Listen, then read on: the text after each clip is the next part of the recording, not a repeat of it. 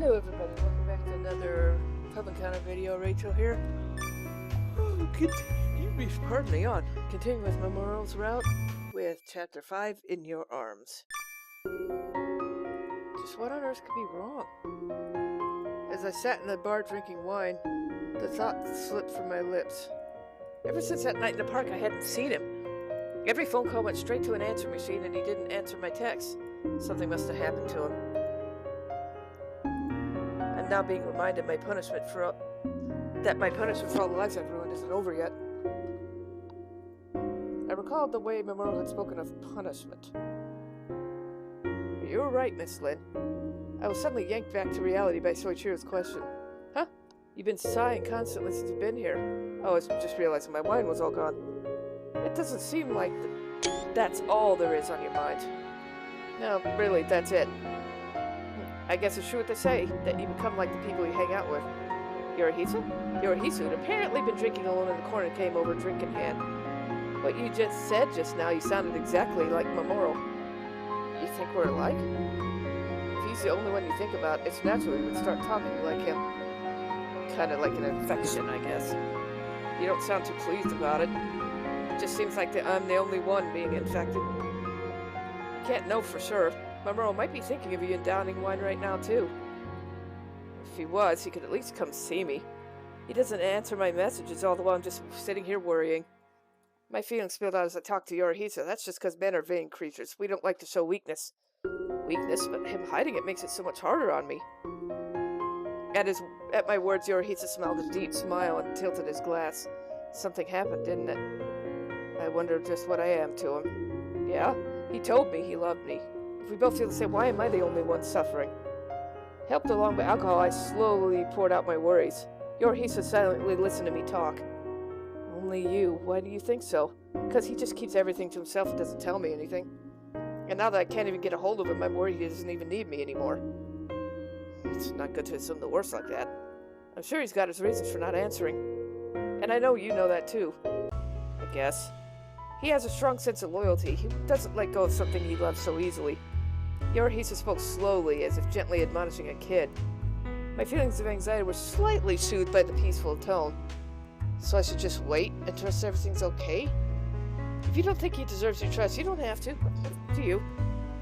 I want to trust him, I do. But since he never tells me anything, I'm scared. What a heartless fellow he is. Recreating a distance from me that he sought to close in the first place. Could that be part of his strategy? You mean absence makes the heart grow fonder? Quite an antiquated idea. The two men did their best to speak brightly as if it's not a big deal. All in order to clear my heart and make the burden lighter. I felt overjoyed at the thoughtfulness. I guess I'll trust him. Since he's gone through all the trouble, why not let yourself go along with the strategy? His own plan could come back to bite him, after all. Huh? All the nights away from you may be making his feelings even stronger. So don't think too much about it. Just wait for him a little longer. Mamoru isn't the type who would hurt a woman for the sake of a joke. Yeah, I know. When I think of it that way, he's a passionate, honest man who's bad at hiding things. Or at least that's how I'd like to see him. I should think she's not too far off the mark there. Definitely, you know him well. So everything will be fine. Don't look so sad. Just trust the guy you like. I took the words to heart. I headed towards the door on unsteady feet. Are you sure you'll be okay by yourself? You seem to be a little drunk. Wouldn't it be best to have someone go with you? I waved off the concerns and put my hand on the door. Thanks for worrying, but I kind of just want to be alone to think for a while. I wanted to spend time walking around, mulling over everything we talked about. Well, take care. Thank you for coming. I look forward to seeing you. Soichiro offered me a graceful bow. I bowed my head and returned it, then left Audir. I stumbled for a while to the streets. The night breeze felt nice on my warm body. I remembered back to what Mamoru had said when he told my fortune with the cards. The card that represented my near future was an upside-down hanged man. The more you struggle, the more you're unable to move. That must have meant the current situation I was stuck, unable to go forward or backward. But after talking to Soichiro and Yorohisa, I felt a little better. Trusting and waiting for him isn't the same as being stuck. My feelings are moving forward. I said the words out loud, wanting to convince myself, and suddenly, the very voice I'd longed to hear echoed. Crystal! The somewhat frantic voice came from the other side of the street.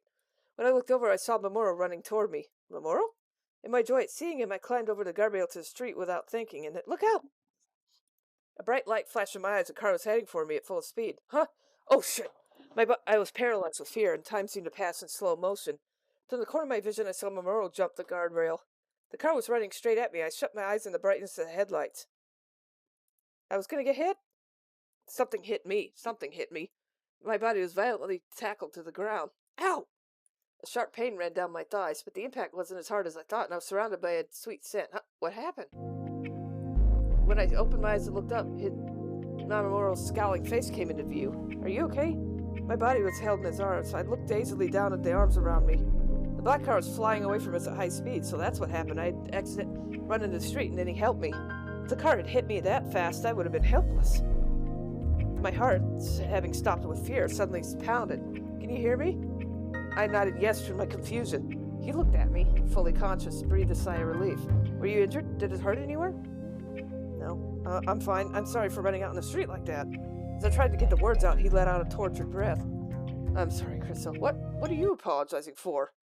Just as I asked that question, I heard the screeching of tires. The black car had made a U-turn. The bright light was headed back toward us at an incredible speed. Huh? No. He immediately stood, picked me up in his arms, and ran down the street. Mamoru, the car honked with irritation. I could feel it fly past us. It had obviously been aiming at me. The thought made me quiver with fear. After setting me down in the street, he hugged me as if trying to protect me. Sorry. I'm so sorry. He whispered again and again as he stroked my back.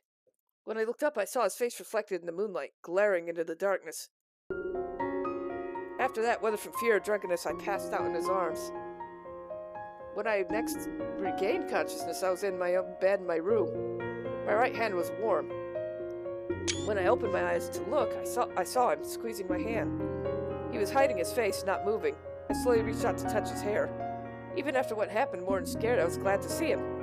Mamoru, Crystal, are you alright? Reacted to my voice. Oh God, they really foobarred the text here, didn't they? Mamoru lifted his eyes. I'm okay. I'm glad. I was worried when you suddenly passed out. Are you sure you're not hurt? Didn't hit your head? Should we go to hospital, or would you rather rest here? He frantically threw out question after question, giving me no time to answer. His usual composure absent, I couldn't help but think how cute he was in spite of the situation. Crystal, sorry, nothing. I'm fine, really. You sure? I nodded reassurance. He let out a slow breath and covered his face with a hand. Well, I was hurt. You were hit after all. Where? He moved a hand to his face to my shoulder to look at me. Here, as I spoke, he patted the left side of my chest. Crystal. All the time I could see my heart hurt. When you suddenly disappeared, I was terrified. I thought something bad happened.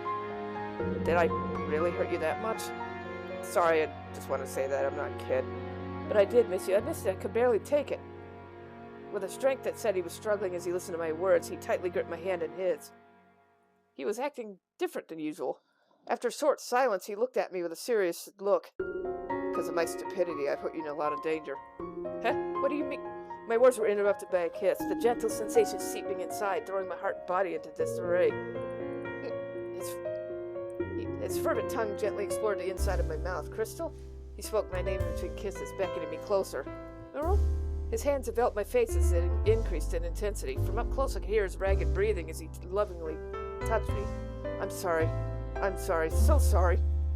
Putting his cheek to mine, he apologized over and over. Why are you apologizing? No reason. Liar. I put my hand on his cheek. At that, a warm droplet of water dripped onto my finger. Was he crying? Let's end this, huh? When I looked up at his face, I saw no tears in his eyes. Instead, only determination. It's so painful for me to be with you. Mamoru? The guilt's killing me, hearing you say you love me when I'm not so serious. What are you saying? Didn't you say you... I can say I do as much as you want. You want more than that, right? If that's true, it'd be best not to get too attached. All I wanted for you was... What is he saying? There's no way with a playing an unpleasant sound rang in my ear. I pasted on a smile to try and change the atmosphere. What, are you joking with me again? This is no joke, it's true. What? You knew it, didn't you? There's no way someone like me could really love someone. Or was it just too hard to leave? I guess it must have been harder with younger people. If you can't forget, I wouldn't... Stop it! Why are you talking like this? I'm serious. Just you're not serious at all. It was just infatuation. It felt good, didn't it? You wanted me to make you forget about yourself. But it was all an illusion. You don't like me, just as I don't like you. You don't get to tell me how to feel. Regardless, this is the end of it. I had fun, but there's no point. Something happened. That's why you're saying this all of a sudden. know, he had nothing to worry about. What happened with the card? Does that have something to do with it? If so, I'm fine. You don't have to worry. His expression darkened at the words. What do you mean you're fine? His anger pierced my thoughts. He could have died back there. Please, I don't want to lose anything or anyone again. Forget, you deserve to be happy. Sorry saying I loved you. Those weren't something you say so irresponsibly. I'm cursed. I can't be happy. I'm fated to lose everything I care for. His voice was strained as he croaked out confession. I'm so stupid. After this had all been foretold long ago, I already knew this fate. The last card I showed you. The last card, the one with death on it. Everything happens just like the cards. This is dead. He turned with a gaze and left the room. Wait, Mamoru! His sweet scent remained in the room, made my heart roil with confusion. A week passed since we'd split up. The tears I thought would never end dried up the next morning. I even got into work. Maybe he was right. Watching children play, I remember what happened through what happened. The day in the park, the first time he told me about himself, the first time he said those words, just when I thought we finally gotten somewhere. Hey, Crystal, what are you doing making around out here? What roused me from my thoughts was Hideaki's cheerful voice. Hideaki, aren't you still too young to be making a face like that? It's good to see you, still looking adorable, or I wish I could say. That face is awfully dark. Do I really look that scary? If you can't tell, I really suggest taking a look in a mirror sometime. That bad? That bad. Actually, someone at work said the same thing, that's why I left early. Maybe you should just hurry and get home? When I'm at home, I think about things again, I can't help it. Even though I know there's nothing I can do, but wait. That's all I could do. But still, the words from that day disturbed it.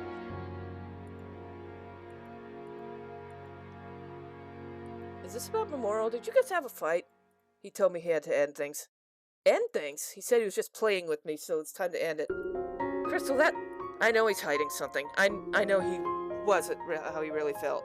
Why are you making that face? I struggled to find the words to answer. Even though I had to trust him, I was full of doubt. I was terrified of what would happen if what he said was actually true. Crystal? A hand, not Mamoru, stroked my head, the fate sent its back moving over me. Have you been bearing this alone? It's only natural to be worried. I know, but somehow I still trust him. I trust he'll come back around and say he's sorry. Laughed it was just another joke. Hideaki gently wrapped his arms around me, giving me a hug. I hugged back, burying my face in his chest.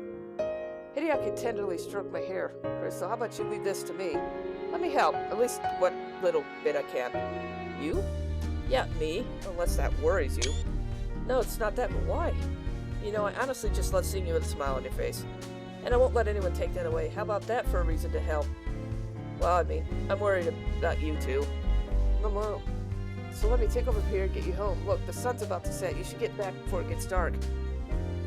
And you should avoid walking around alone at night as much as possible.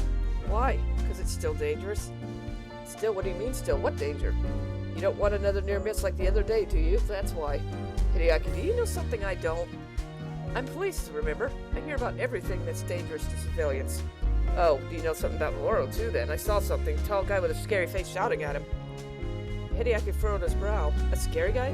I was terrified, so if you know something... Alright, come on. Let's just get you home. He cut me off and put his hand on my shoulder. If anything were happening to you, Mamoru would kill me. Hurried along by Hideaki. Yeah, see the errors. I left the park behind. The sun was setting in the sky. Night wasn't far off. I left the park, hastened by Hideaki. No calls, nothing. As I let out a sigh, I noticed my feet had naturally started heading for the bar, and I stopped. He told me not to be out alone. Maybe I'll just go home. When I looked up with a sad smile, I caught sight of a familiar face. That man. The one with the scars. I couldn't forget. Definitely the same person. Maybe he can tell me something. What do I do?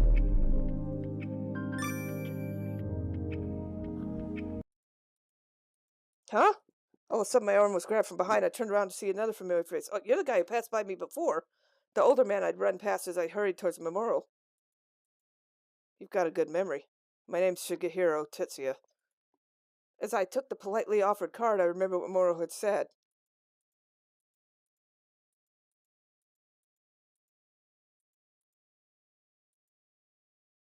Your guess may be correct. Do you know what I mean, girl? Huh, he got nice eyes. I guess he's still got it in him. With that, the man flashed me an eerie, shadowy smile. Ooh, okay. That's an interesting way to end a chapter, huh? Sorry, I forgot to read some of that. Anyway, that was chapter 5 of Mamoru's Route. Thanks for watching, and I will see you all next time with whatever. Bye!